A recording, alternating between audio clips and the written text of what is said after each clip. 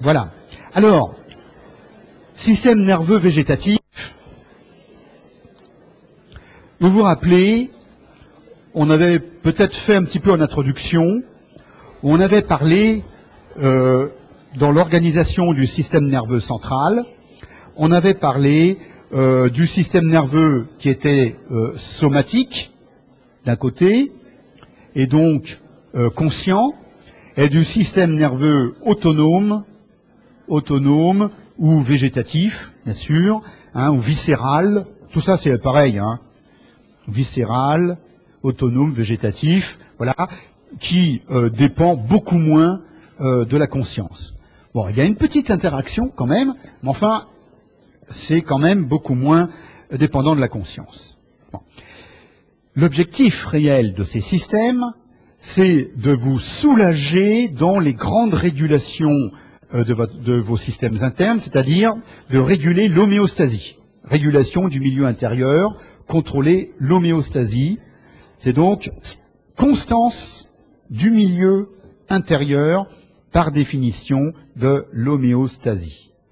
Et donc, pour assurer une homéostasie dans toutes les circonstances, il faut que le système, non seulement il ait une action en situation basale, repos, mais aussi en situation de stress. Donc, soit en situation basale, au repos, soit en situation de stress. Et pour contrôler tous ces systèmes, il nous faut deux sous-systèmes, le sympathique et le parasympathique, qui vont agir ensemble. Et ils agissent toujours ensemble.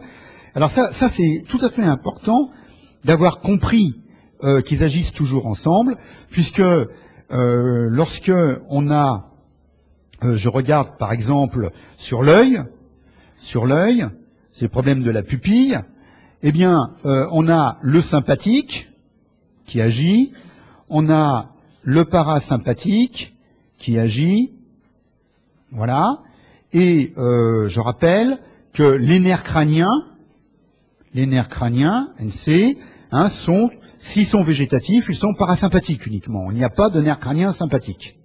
Bon.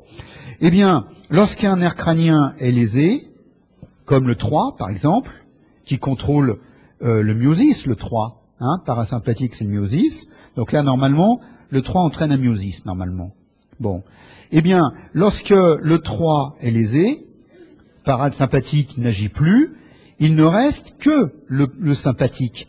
Et c'est pour ça que vous avez une mydriase qui n'est que le simple effet du sympathique qui, lui, continue son action. Hein, c'est tout.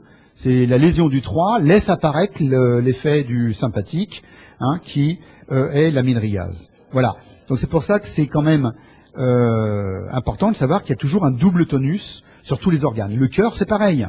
Il y a le sympathique et le parasympathique qui agissent ensemble. Bon. En fait, vous avez en plus un dernier système qui est le système nerveux entérique. Et là, on va laisser tomber, c'est avec des plexus nerveux, voilà, dans le système digestif. Et là, je ne vais pas en parler aujourd'hui. Donc, voici l'organisation générale de ce système nerveux végétatif et sa place dans la hiérarchie, hein, anatomique et fonctionnelle. Donc, j'ai un système nerveux central, de manière globale, c'est tout l'axe nerveux, le névraxe, voilà, qui va des hémisphères là-haut, hémisphère droit et gauche, jusqu'à en bas la moelle spinale, comme indiqué sur mes grandes boîtes. Et puis, j'avais placé sous le cortex, bon, j'ai pas mis le système limbique, bon, il doit y être normalement, je l'ai sauté, et il y a juste l'hypothalamus qui se retrouve ici, qui est très important, car on a vu tout à l'heure que l'hypothalamus possédait des centres, des noyaux, qui contrôlaient ensuite le sympathique et le parasympathique. Hein, donc il y a des grands centres de commande qui partent de l'hypothalamus.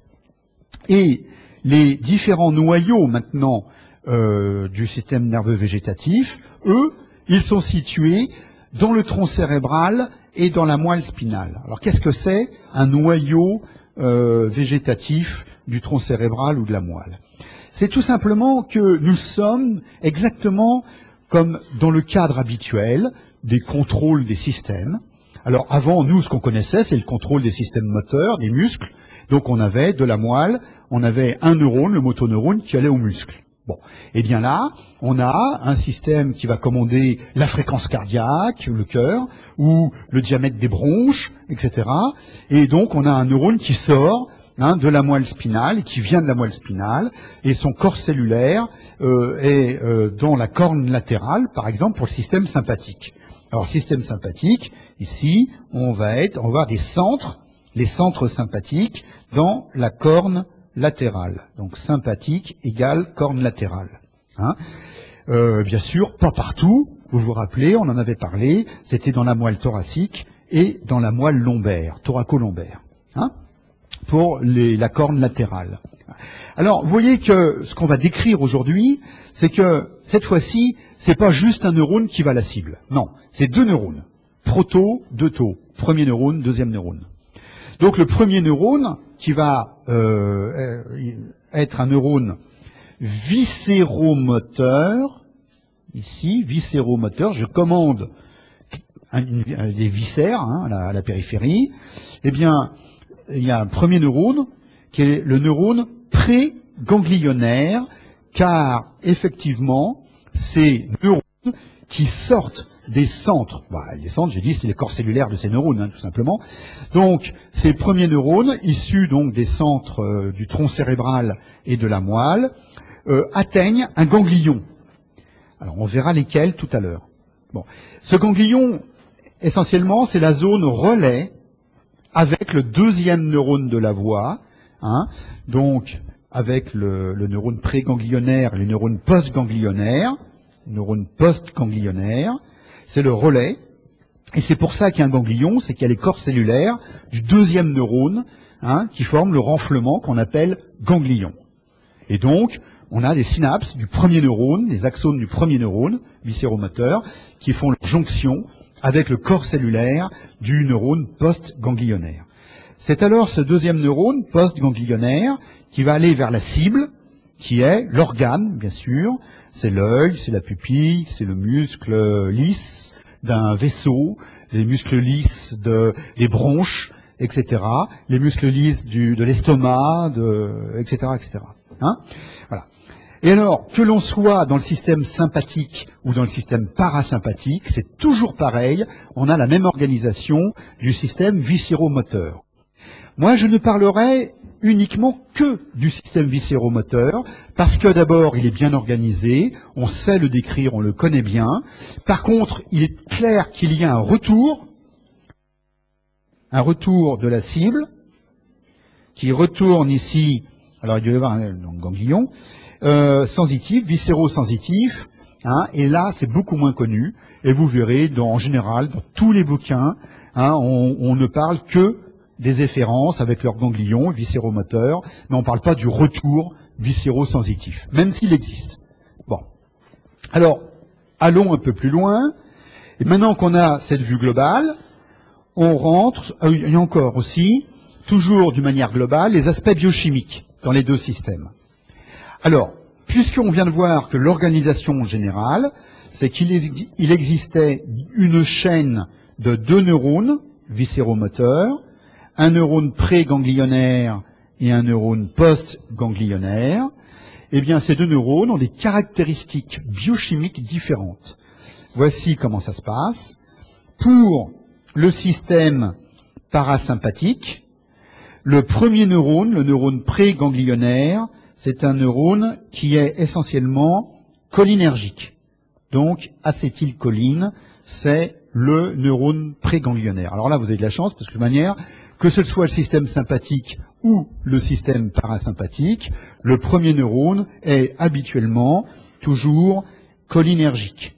Donc j'ai mis ici, pour le neurone préganglionnaire, mais cette fois-ci du système sympathique, voilà, c'est encore une fois l'acétylcholine.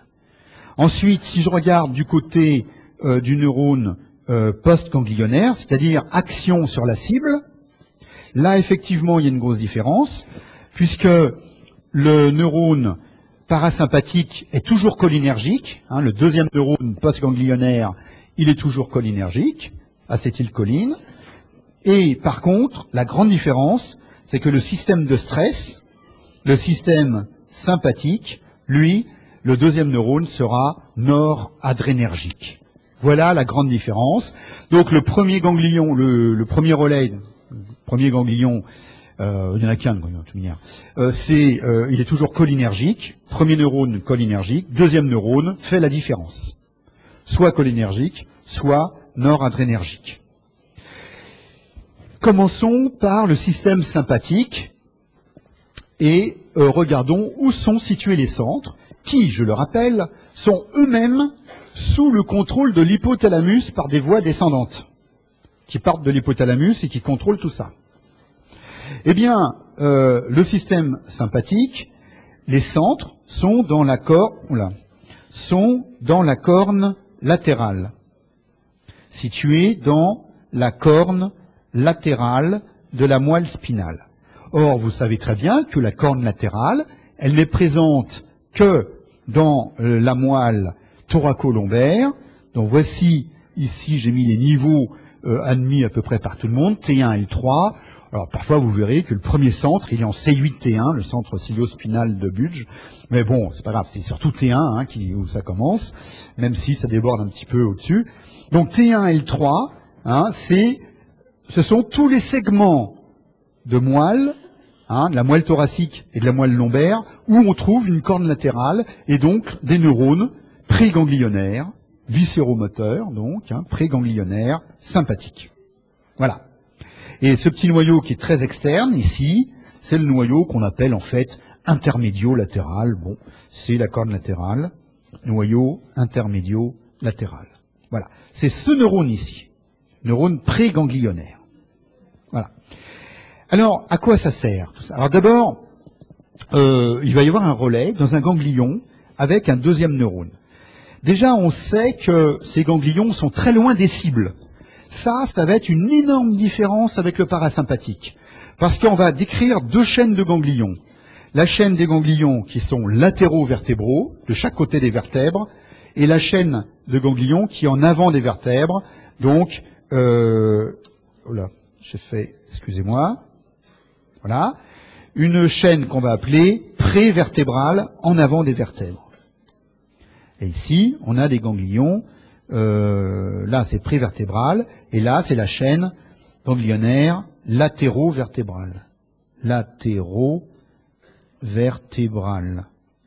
Donc, vous imaginez la vertèbre, donc avec les apophyses articulaires, comme ça, sur le côté, articulaires transverses, pardon, sur le côté, le corps de la vertèbre en avant. Donc, il y a une chaîne de ganglions prévertébrale en avant de la vertèbre, et puis il y a deux chaînes latéro-vertébrales comme ça.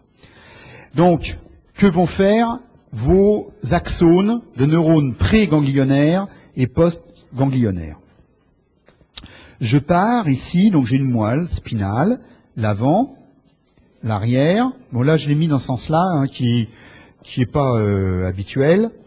Et on va partir de la corne latérale. Ici, on a nos axones qui ont deux possibilités.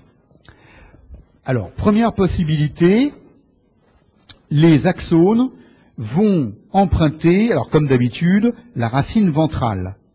Je vais peut-être changer de couleur parce que sinon on voit pas bien. La racine ventrale. Normal, c'est viscéromoteur. Donc vous voyez que dans une racine ventrale, vous pensez d'habitude motoneurone, la motricité volontaire, somatique. Mais en fait, il y a aussi quelques fibres végétatives dans ces niveaux thoracolombaires.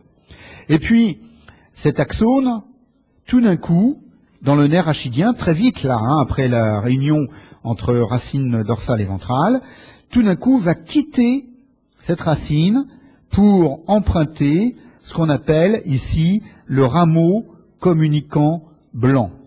Le rameau communicant blanc. Bon, qu'est-ce que c'est? Il est blanc parce que ce neurone préganglionnaire, il est un peu myélinisé. Alors, c'est pas grosse fibre très myélinisée, mais il est un peu myélinisé. Donc, le rameau apparaît comme blanc. C'est un rameau qui va réunir le nerf rachidien, que vous avez ici, le nerf rachidien, il va le réunir au ganglion. Donc le but, c'est d'atteindre le ganglion. Le ganglion, ici, par exemple, latéro-vertébral. D'accord? Le rameau communicant blanc, donc ce sont les axones préganglionnaires qui cheminent vers le ganglion. Hein? Tous ces axones qui vont former un petit rameau jusqu'au ganglion. Bon. Arrivé au ganglion, bon, c'est une chaîne de ganglions, évidemment. Hein. Vous savez, il y a le ganglion cervical supérieur, cervical moyen, cervical inférieur, thoracique supérieur, etc. Il y a un ensemble de ganglions. Hein. Arrivé au ganglion, que peut-il faire? La première possibilité, puisque c'est le rôle du ganglion, c'est de faire synapse avec le corps cellulaire du deuxième neurone, le neurone post. C'est pour ça qu'il y a un ganglion, c'est parce qu'il y a des corps cellulaires dedans, c'est les corps cellulaires du neurone post-ganglionnaire qui donnent du volume. Alors, ce neurone post-ganglionnaire va quitter le ganglion par un petit rameau, mais ce deuxième neurone, lui, il est pas myélinisé, de petit calibre, non myélinisé. Ce qui fait que, partant du ganglion, on a un rameau communicant gris, cette fois-ci. Hein, ça, c'est le rameau communicant gris, est formé par les axones, rameau communicant gris. Donc là, ce sont je vais écrire en rouge parce que ça sera plus lisible, ce sont les axones, en fait, du neurone post-ganglionnaire et qui ne sont pas myélinisés, non myélinisés. D'accord? Donc, il retourne à la racine, enfin, au nerf rachidien, et puis après, bon, hop, il emprunte les nerfs. Il y a donc bien une composante végétative dans les nerfs qui vont partir ensuite vers la périphérie. D'accord? Ça, c'est la première possibilité, hein, c'était, je fais relais dans le ganglion, c'est son rôle, de toute façon, je fais relais dans le ganglion avec le neurone post-ganglionnaire, qui va ensuite former le rameau communicant gris en retour pour rejoindre à nouveau la racine, enfin le nerf rachidien.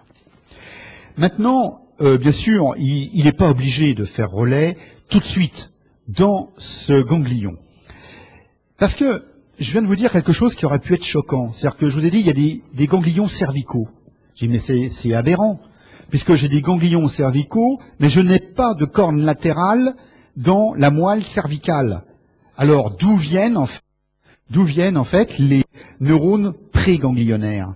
Ils viennent de la moelle thoracique, comme ici, moelle thoracique, et au lieu de faire relais dans ces ganglions, un ganglion thoracique par exemple, eh bien, ils vont rentrer, rameau communicant blanc, et au lieu de faire relais dans ce ganglion-là, ils vont remonter vers les ganglions qui sont au-dessus, hein, les ganglions cervicaux supérieurs.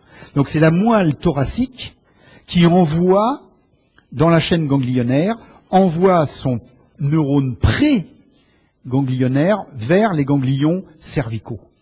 Et là, relais avec le neurone post. Hein. C'est pour ça qu'on a des ganglions cervicaux et pas de corne latérale cervicale. Pas de centre sympathique cervicaux. Voilà. Alors, ça, c'était une deuxième possibilité, c'est de traverser le ganglion pour faire relais dans un ganglion sous-jacent. Autre possibilité, troisième possibilité, c'est de traverser le ganglion. Voilà, je vais continuer. Traverser le ganglion pour faire relais, cette fois-ci, dans le ganglion prévertébral, celui qui est en avant de la vertèbre. Alors ces ganglions sont autour de l'aorte en général. Hein. Donc, voilà, c'est toujours le neurone préganglionnaire. Il arrive au ganglion prévertébral et là, relais avec le neurone post-ganglionnaire. Neurone post-ganglionnaire. D'accord ? Voilà le principe général, tout simplement, qui vous explique que les chaînes ganglionnaires peuvent être à des niveaux de moelle où il n'y a pas de centre sympathique. Simplement, les axones qui les alimentent viennent de la moelle sous-jacente, viennent de la moelle thoracique pour les ganglions cervicaux. Alors vous voyez que du coup, les cibles, d'abord, sont très variées. Alors ça, c'est juste pour vous donner une idée. Hein. C'est tous les viscères, de toute manière, qui sont les cibles. Alors ici, j'ai mis le sympathique de ce côté, et tout à l'heure, on va voir le parasympathique. Hein. Comme on voit très bien, vous avez le sympathique dans la moelle thoraco-lombaire, alors que le parasympathique, il forme une parenthèse, puisqu'il est dans le tronc cérébral en haut, c'est les nerfs crâniens, et il est dans la moelle sacrée, parce qu'il faut commander quand même tout le petit bassin, hein, tout ce qui est sphincter, etc., au niveau du petit bassin. Voilà. Alors après, il existe une double innervation, comme je l'ai dit au début. Donc quand vous prenez un organe, le cœur, vous avez à la fois son innervation sympathique, mais aussi son innervation parasympathique. Ce dessin vous montre des choses intéressantes. Il vous montre où sont les ganglions. Eh bien ici, vous voyez, ça, c'est les chaînes de ganglions qu'on voit là. C'est des chaînes de ganglions. C'est-à-dire que là, on a les deuxièmes neurones. Ça, c'est les deuxièmes neurones qui partent de ces ganglions. Ça veut dire que les ganglions sont éloignés des cibles. Les ganglions éloignés des cibles, par exemple, le long des vertèbres ou le long de l'aorte. Et après, le deuxième neurone, le neurone post, il est long et il arrive à la cible lointaine. Par contre, quand vous regardez, je vais le faire dans un instant, le système sympathique, vous apercevez que le premier neurone qui part du tronc cérébral, par exemple, il est très très long et que le relais, il est intramuros. Le ganglion parasympathique, lui, il est dans l'organe. Il est intramuros. Donc dans ou près de. Hein, donc très proche de l'organe. Voilà. Alors, vous voyez que pour le sympathique, les ganglions, vous en avez plusieurs. Vous avez en général le ganglion cervical supérieur, le moyen qui peut plus ou moins exister, et puis un ganglion qu'on appelle en général stellaire, parce que c'est la fusion entre le cervical inférieur et le thoracique. Bon, donc ça c'est un premier point. Ensuite, vous avez des ganglions thoraciques, une dizaine, des ganglions lombaires et des ganglions sacrés. Donc 4 et 4. Vous voyez, on se rapproche un peu des segments hein, lombaires et sacrés. Mais ce que vous remarquez, c'est que ces ganglions débordent largement l'origine, puisque l'origine, on avait vu, elle était en T3, ici, et l'origine ne descend pas plus bas que lombaire. Donc je vous avais mis ici, hein, T1, L3, T1, L3, j'ai dû faire un lapsus d'ailleurs, T1, L3, merci. Donc T1 jusqu'à L3, alors que les ganglions, eux, redescendent largement avec des ganglions sacrés. Ça veut dire que c'est la moelle lombaire qui envoie les premiers neurones préganglionnaires aux ganglions qui sont sacrés. Voilà. Alors, regardons ces ganglions prévertébraux juste pour vous les montrer par rapport à l'aorte. Et vous voyez que parmi eux, vous avez de très nombreux ganglions qui se situent autour des branches de l'aorte. Donc c'est pour ça qu'on a ces différents ganglions qui sont ganglions cœliaques. Ganglions cœliaques. Donc voilà, la flèche noire là qui est ici. Donc vous avez les ganglions mésentériques supérieurs, c'est l'artère mésentérique supérieure, mésentérique inférieure, hein, et puis les plexus hypogastriques qui sont supérieurs et inférieurs. Voilà. Je ne vais pas rentrer dans les grands détails. Simplement, les nerfs qui vont relier au niveau thoracique les ganglions latéraux vertébraux et prévertébraux, eh bien, ces nerfs-là sont appelés des nerfs splanchniques. Hein, ce sont les nerfs qui sont ici, entre les chaînes latéraux-vertébrales et prévertébrales, au niveau donc thoracique. Vous avez le nerf ici splanchnique majeur et les nerfs splanchniques mineurs, voilà, qui relient ces chaînes ganglionnaires. Peut-être qu'en anatomie générale, on vous en a parlé un petit peu. Voilà. Alors, dans l'atteinte du sympathique, on peut avoir dans l'atteinte de ces chaînes sympathiques un syndrome qui est le syndrome de Claude Bernard Horner. Hein, où vous avez, vous le verrez en sémiologie, myosis, ptosis et ophtalmie. Hein, vous connaissez apparemment, c'est cette triade. Eh bien, ça peut être lié à une atteinte de la moelle, bien sûr, où il y a les centres sympathiques. Ça peut être lié aussi à une atteinte d'un ganglion, etc. Et n'oubliez pas, parce que les ganglions cervicaux, à quoi ils servent? Les ganglions cervicaux, ils vont donner les nerfs sympathiques destinés à la tête, l'innervation sympathique des yeux, l'innervation sympathique de l'extrémité céphalique. Il faut que ces nerfs rentrent dans le crâne par un moyen quelconque. Alors, pour rentrer dans le crâne, les nerfs sympathiques issus des ganglions cervicaux vont former un réseau, pour ne pas dire plexus pour éviter cette réaction, quand même il fallait le faire, vont donc emmailloter complètement l'artère carotide interne, et du coup, comme l'artère pénètre dans le rocher, dans le canal carotidien, eh bien, en même temps, le sympathique pénètre aussi dans le crâne et va pouvoir, en accompagnant la carotide, va pouvoir ensuite donner ses branches pour, par exemple, l'orbite, où vous avez toute une innervation sympathique au niveau du contenu de l'orbite.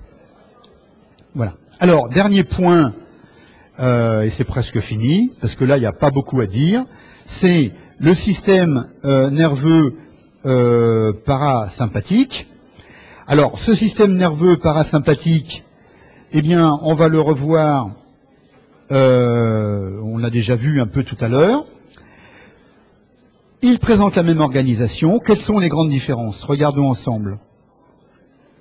La grande différence, c'est les centres parasympathiques viscéromoteurs sont situés d'abord dans le tronc cérébral et aussi dans la moelle sacrée. Ça, c'est la première différence. Dans le tronc cérébral et la moelle sacrée. Dans le tronc cérébral, ces neurones préganglionnaires, ce sont tout simplement des noyaux végétatifs des nerfs, les noyaux végétatifs des nerfs crâniens. Alors ici, je vous ai cité tous les nerfs crâniens qui présentent une composante végétative, donc qui ont une commande viscéromotrice. Hein. Il s'agit, le 1 et le 2, il n'y en a pas, hein, puisque c'est le nerf olfactif et le nerf optique. Le 3, il a un noyau qu'on appelle le noyau d'Edinger-Westphal, là en plein milieu, ici, impair et médian. Eh bien, c'est le noyau qui va entraîner le myosis, hein, au niveau de la pupille, donc le noyau du 3. Pour le 7 bis, le 4, il n'y en a pas, le 5, il n'y en a pas, le 6 non plus, c'est moteur pur. Donc, on arrive au niveau du 7 bis, et là, vous avez le noyau salivaire, puisque vous savez que là, on a une commande végétative, la salivation. Hein, vous avez les glandes sublinguales, sous-maxillaires, qui doivent être commandées, des glandes accessoires, etc. Donc, il faut plusieurs noyaux salivaires. Salivaire inférieur, ici pour la parotide. Salivaire supérieur pour toutes les glandes lacrymo-muconasales, entre autres, et donc pour les autres glandes salivaires donc, que j'ai citées tout à l'heure. Voilà. Et puis, vous arrivez à un très important noyau ici pour le thorax et l'abdomen. Tous les organes du thorax et de l'abdomen sont sous la dépendance parasympathique du 10. C'est pour ça que le 10, on l'appelle le nerf pneumo-gastrique. Parce que la composante parasympathique du 10 va entraîner la bradycardie, la bronchostriction, etc. Donc toutes les commandes du péristaltisme aussi, les sécrétions digestives, etc. Donc c'est le 10, c'est le noyau dorsal du vague, en fait, qui va le commander. Voilà. Alors ça, c'était pour les commandes issus du tronc cérébral. C'est les noyaux des nerfs crâniens, les parties végétatives des noyaux des nerfs crâniens. Mais on a vu qu'il y avait des centres aussi au niveau médulaire. C'est dans la moelle sacrée. Donc deuxième grande région, c'est dans la moelle sacrée. Voilà, deuxième région, dans la moelle sacrée. Et là, on a les neurones parasympathiques de la moelle sacrée qui commandent les régions du petit bassin, notamment les sphincters. D'accord ? Les contrôles de la vessie, contrôle de la miction, etc. Voilà. Enfin, le point tout à fait essentiel, c'est de se rappeler que quand on part du nerf, le premier neurone est très long et que, voilà, le ganglion qui est ici, il est près de l'organe, soit intramuros, soit près de l'organe, hein, et donc le deuxième le neurone postganglionnaire est un neurone très court, hein, par rapport au neurone préganglionnaire. Ça, c'est une grosse différence. Et je terminerai simplement pour vous dire, il y a quelques pathologies du système nerveux végétatif. En dehors du fait que il vous sert tout le temps, parce que dès que vous êtes un peu stressé, c'est lui qui vous rend pâle, qui vous fait la tachycardie, les troubles digestifs, tout ce que vous connaissez très bien, je suppose, en cas d'examen. Mais que l'atteinte de ces petites fibres qui sont, vous l'avez vu là, aussi, qui accompagnent les nerfs, le nerf médian, le nerf cubital, etc. Parce que vous avez vu là qu'il y avait une partie du sympathique qui était dans les nerfs. Eh bien, quand on a des traumatismes, et pas forcément des gros traumatismes, on peut avoir une lésion de cette innervation végétative et entraîner quelque chose qui est très gênant.